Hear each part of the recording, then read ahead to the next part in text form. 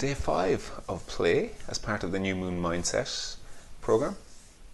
Experience, approach, challenge. How are you getting on?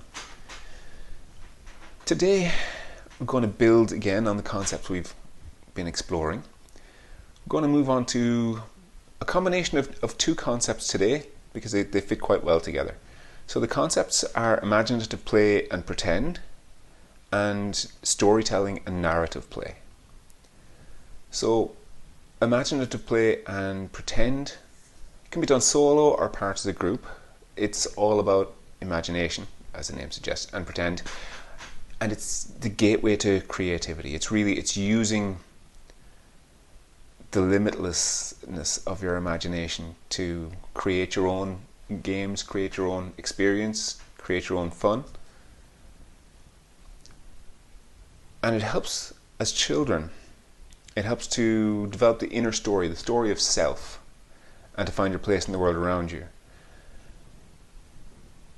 And it's unfortunate that this area of play is something we experience less, and the generations coming up behind us are experiencing less, because they have less unstructured free time. And so much of their entertainment is passive entertainment, and they're used to being entertained as opposed to coping with boredom and entertaining themselves.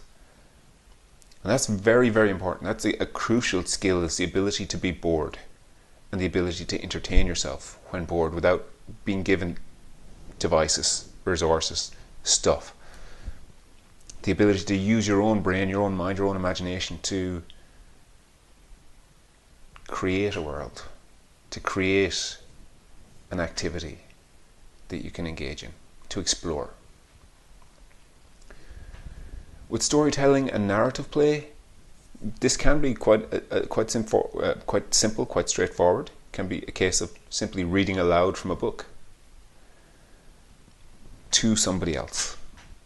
And the idea with this is it helps us develop an understanding of ourselves and of others. And it helps in terms of developing identity.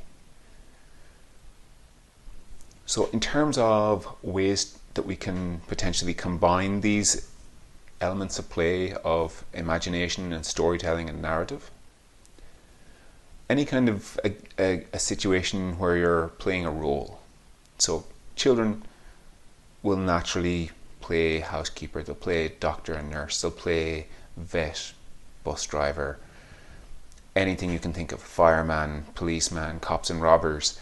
They automatically kind of get that they can do these things, and there isn't really a right or wrong way to do it, which is great because it means you're not so much hemmed in by rules that exist. There'll be, some I suppose rules, loose rules that the players will agree on, and then they'll kind of go with the team that they're working with.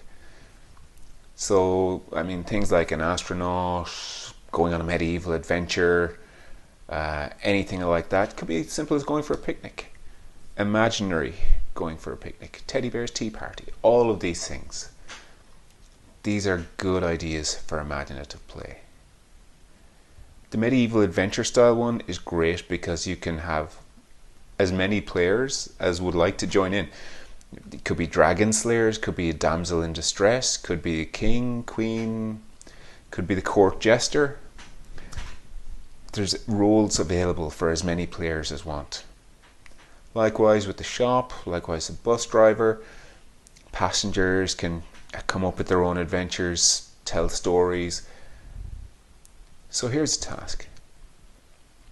Choose your own adventure. Either solo or with friends or with family members, and engage.